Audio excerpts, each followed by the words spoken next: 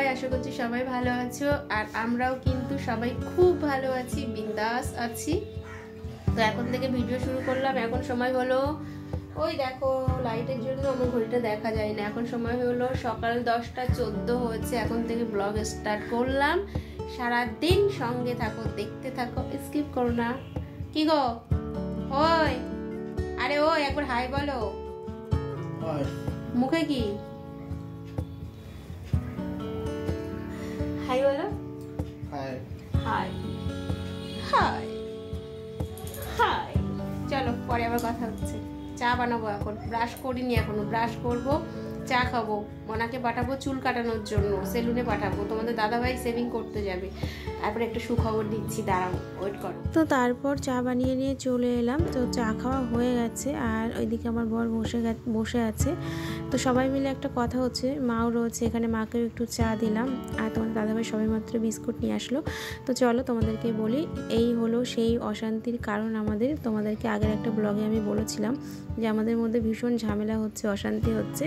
সেটা হলো এই যে কুম্ভ মেলাতে যাওয়া নিয়ে। কারণ আমার বরের তো ভীষণ ইচ্ছা যাওয়ার, আর আমি তো যাব না বলেছি। এটা নিয়ে তো প্রচুর অশান্তি হচ্ছিল, যে আমি বলছিলাম যে আমার ছেলেকে নিয়ে যাব না, ও অনেক ছোট, গেলে বিয়ের মধ্যে কি হবে না হবে, যদি আমাদের সবার, যদি ছেলের শরীর খারাপ হয় বা আমার শরীর খারাপ হয়ে যায়, নয়তো বা তোমার শরীর খারাপ হয়ে যায়, তখন কি করব।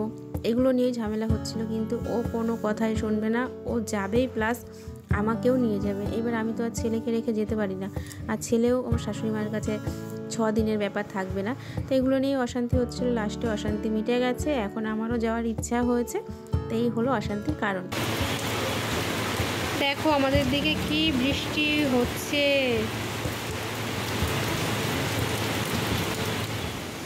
আজকে দাঁড়াও, ক্যামেরাটা মুছে নিই। আজকে দুপুরবেলা হচ্ছে আমাদের একটা শ্রাদ্ধের নেমন্তন্ন বাড়ির পাশে, কিন্তু এত জোর বৃষ্টি নেমেছে। তোমাদের দাদাভাই গেছে, বাবা গেছে, দুজনে চলে গেছে। এখন আমি, মনা আর মা 3 জন বাকি রয়েছে। আর এখন বাজে হচ্ছে 2:20। প্রচণ্ড খিদে পেয়েছে, কখন যাব জানি না। বৃষ্টি না কমলে তো যেতে পারবো না। রেডি? তোকে বললাম পাপার সঙ্গে চলে যাচ্ছি, তো গেলি না। আর আমি ভাবলাম একটা শাড়ি পরবো, আর কাদার মধ্যে শাড়ি পরলাম না, এই কুর্তিটাই পরে নিলাম। ঠিক আছে, মা ওইদিকে রেডি হচ্ছে, রেডি হয়ে থাকি। বৃষ্টি কমলেই ঝপাং করে বেরিয়ে যাবো, যদিও যেতে 1-2 মিনিট লাগবে, একদম বাড়ির পাশে। ঠিক আছে, চলো পরে আবার তোমাদের সঙ্গে কথা হচ্ছে। রোদ্র উঠেছে, বৃষ্টি কমেছে, এখন আমরা বেরোবো। পেটের মধ্যে জ্বলে যাচ্ছে খিদেই। বৃষ্টি কমে গেছে, এই দেখো। দাঁড়াও আমি জুতোটা পরে নিই, তুমি ওই ছাতাটা নাও, আমি আর মনে হয় ছোটো ছাতাটা নিই। চলো, লেট করা যাবে না, আবার বৃষ্টি চলে আসলে রান্না হয়নি, খেতে পারবো না। তোমাদের দাদা ভাই খাওয়া দাওয়া করে এসে বেচারা ঘুমিয়ে পড়েছে। দেখো কাদার মধ্যে পায়ে, এই ঘরের মধ্যে করছিস কেন? নোংরা হচ্ছে না? প্যান্টটা খোলছো না? হচ্ছে আমি খাওয়া দাওয়া করে এলাম, ফোন নিয়ে যাইনি। ফোন নিয়ে গেলে একটু না একটু শেয়ার করতে আমি, লুকিয়ে চুরিয়ে। লোকজন থাকলে না সবার সামনে লজ্জা করে ক্যামেরা অন করতে, তারপরে শ্রাদ্ধ বাড়ি তো আরও বেশি লজ্জা করে। ওই ভেবেই ফোনটা নিয়ে গেলাম না, যে দূর শ্যুট করতে পারবো না। তাও যদি নিয়ে যেতাম একটু তোমাদেরকে শেয়ার করতাম। তো যাই হোক, খাওয়া দাওয়া সেরে এলাম। এখন 3:30 বাজে, রাইট 3:31 বাজে। এখন আমি কি করব, আমার কোনো কাজ নাই, এখন একটু ঘুমাবো। ঠিক আছে, দেবো ক্যামেরা ঘোরাবো? ঘোরাই ঘোরাই, আমার মনে এখন চেঞ্জ করছে। ঠিক আছে, চলো চলো চলো চলো চলো। সারাদিন যে কতবার বলি চলো চলো চলো চলো, কিন্তু যাবেটা কোথায় তোমরা? Good evening friends. তো আমার সোনা বাবা পড়ে উঠলো এখন, তারপর ওকে একটু হরলিক্স বানিয়ে দিলাম। ও গুড বয়ের মতো খেয়ে নিচ্ছে, আর এই দিকে বসে রয়েছে শুয়ে রয়েছে আমার কর্তামশাই। তো আবারও চা বানাবো, চা বানানোটা আর শেয়ার করবো না। তারপরে ছেলেকে একটু ম্যাগি বানিয়ে দিলাম সন্ধ্যার টিফিনে। আর আজকে সন্ধ্যার টিফিনে আমি আর কিছু খাইনি, শুধুমাত্র বরকে মা চা বানিয়ে দিল। এটা হচ্ছে 9টার সময় মা চা বানিয়ে দিল। তারপরে এদিকে ভাত বসানো হয়েছে, রাত্রে সেদ্ধ ভাত হবে। তোমরা তো জানো দুপুরবেলা রান্না বান্না হয়নি। আর শ্রাদ্ধ বাড়ি খাওয়ার পরে না আর মাছ মাংস ডিম কিছুই ভালো লাগে না। ফ্রিজে কিন্তু মাছও রয়েছে, কিন্তু মাছ খাওয়ার কারোরই কোনো ইচ্ছা নেই। তাই একটু বেগুন পোড়া করেছি, মানে ছোট্ট একটা বেগুন পোড়াচ্ছি। তার সঙ্গে একটু আলু সেদ্ধ দিয়েছি, দেখালাম তো, আর তার সঙ্গে একটু সিম সেদ্ধ দেব। আর এদিকে দেখো সন্ধ্যাবেলা তোমাদের দাদাভাই, আমাদের এখানে আজকে হাটবার, তো হাটের থেকে বাজার করে নিয়ে এসছে। ঘরে সবজি বলতে পারো কিছুই ছিল না, তো কালকে থেকেই কিছু ছিল না, তো আমি বলছিলাম আগামীকাল হাটবার আছে, তাহলে তুমি হাটের থেকে একবারে সমস্ত কিছু নিয়ে এসো, এমনকি চালও আনতে হবে আজকে, ঠিক আছে।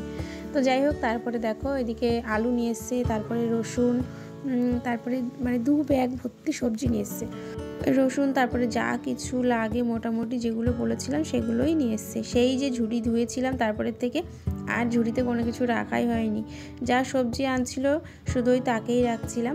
তো যাই হোক, চলো আলুগুলো ঢেলে রাখি। আলুগুলো আর ধোবো না, কারণ আলুতে খুব একটা যে বালি আছে সেটা কিন্তু নয়, ঠিক আছে। তো এই দেখো এখানে ব্যাগের মধ্যে রয়েছে সবজি, তো সব আমি বার করব করে এই ঝুড়িটার মধ্যে সুন্দর করে গুছিয়ে রাখবো। কিছু কিছু ফ্রিজের মধ্যেও ঢোকাবো, নাহলে নষ্ট হয়ে যাবে, যেহেতু এখন একটু গরম গরম পড়ছে তার জন্য।